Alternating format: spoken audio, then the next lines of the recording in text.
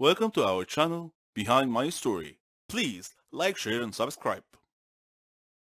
My name is Carl, and I'm 15 years old.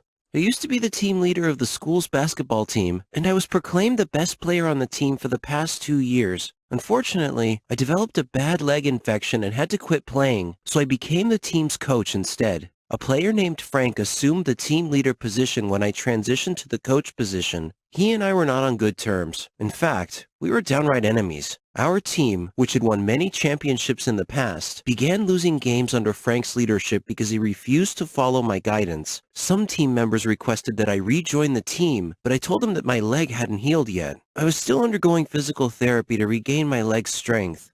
After a few months, I was well enough to start joining the team's practice sessions. The team players all hugged me and were glad to see me getting back into shape to rejoin the team. Except for Frank, that is. Frank was not pleased at all. I saw the hatred in his eyes when he realized I was going to come back and take the team leader position again. He said that I'd been off the team too long to be allowed to return to it as a team leader again. I told him that my infection was something that was beyond my control. He reminded me that there was a school tradition that one could challenge another for the team leader position by a show of bravery, which was to jump from a cliff into a lake below. So he challenged me to make that jump.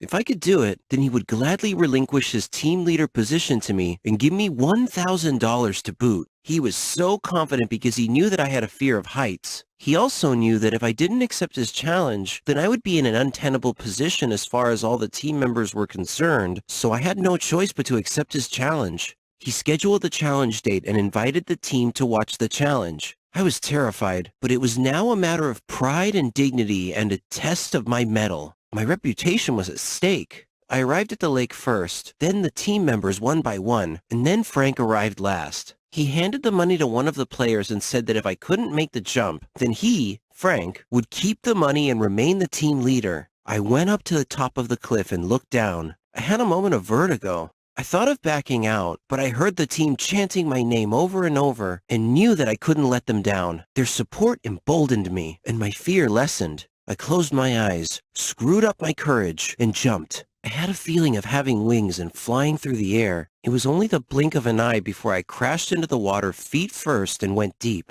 Amazed that I had survived the jump, I began swimming rapidly upwards. When my head broke the surface, I enjoyed the delicious sight of incredulity on Frank's face. So I won the challenge, collected Frank's money, and was reinstituted as a team leader. The team's support gave me the courage to face my phobia and overcome my fear.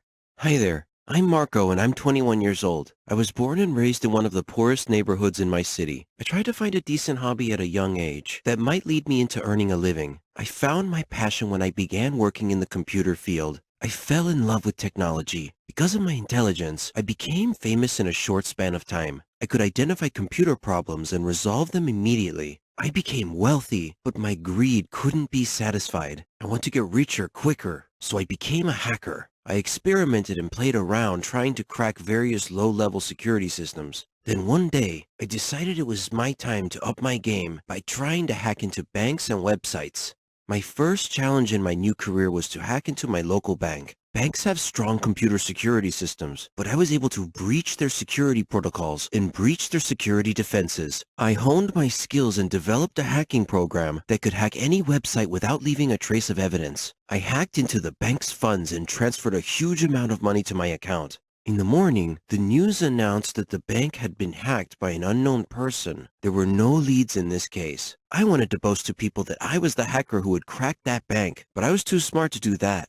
My next challenge was to hack into my country's national banking system, a higher-level security system. It took me a couple of attempts, but I succeeded in the end by transferring a hefty sum of money into my account. The whole city was abuzz talking about the phantom hacker who was stealing money from banks with impunity and without leaving a clue. My third challenge was the Ministry of Finance. I tried to breach their website a few times, but I failed each time. After some investigation, I learned that they had a Russian security expert in charge of their security, and he was very good indeed. As a matter of pride, I took it upon myself to make beating him my personal goal in life, like an equal opponent in chess. We began playing our game. I would try to hack in, and he would block me. This back and forth game continued for a little while, until one day he sent me a message.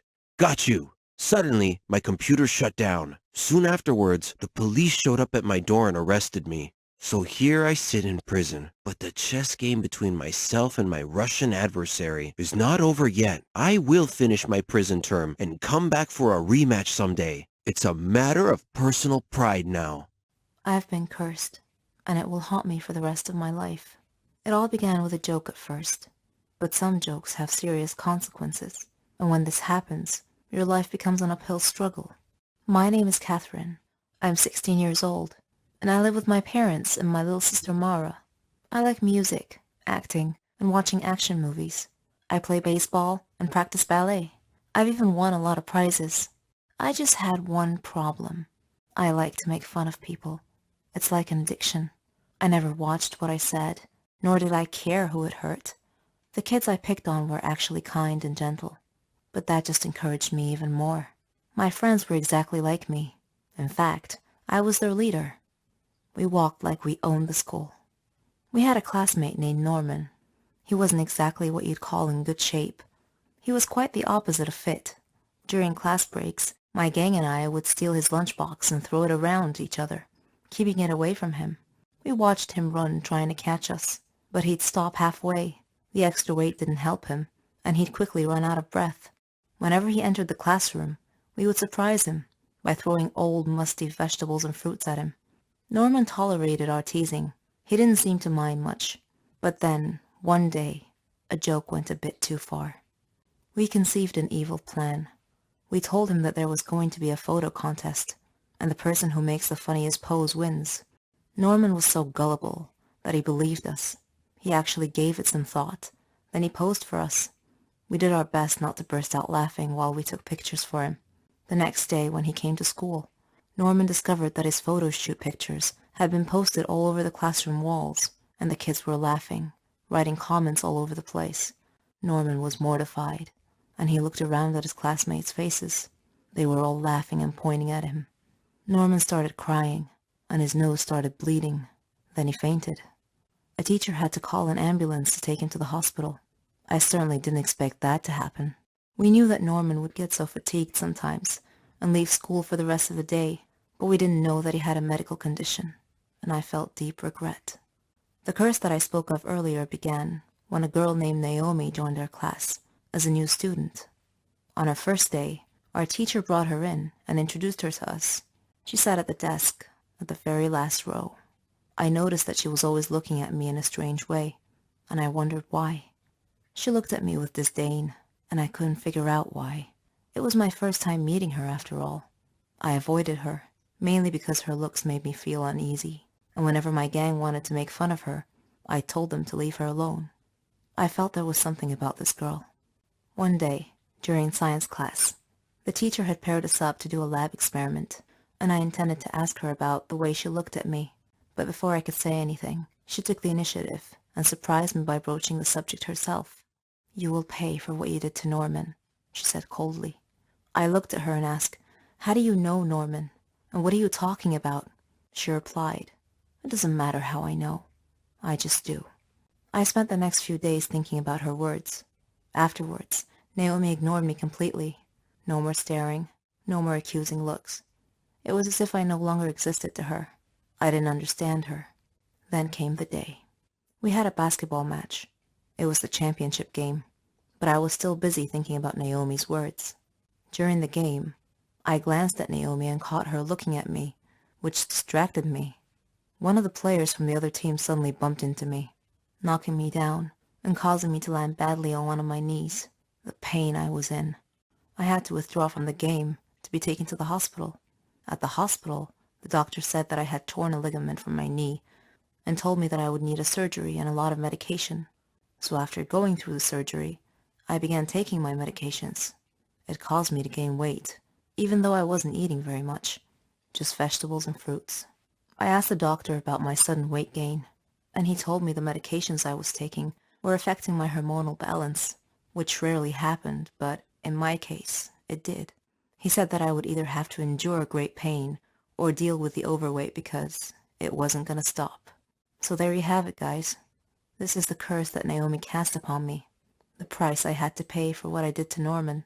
Eventually, I got well enough to take my final exams. When I arrived at school, all my friends took one look at me and started laughing. I was now their target, their prey. One of them said, "You're as large as an elephant." "I'll lose weight once I stop taking my medications," I retorted, but no one was listening. I am now living in a nightmare, and I would like to tell Norman that I'm very, very sorry for everything that I've done.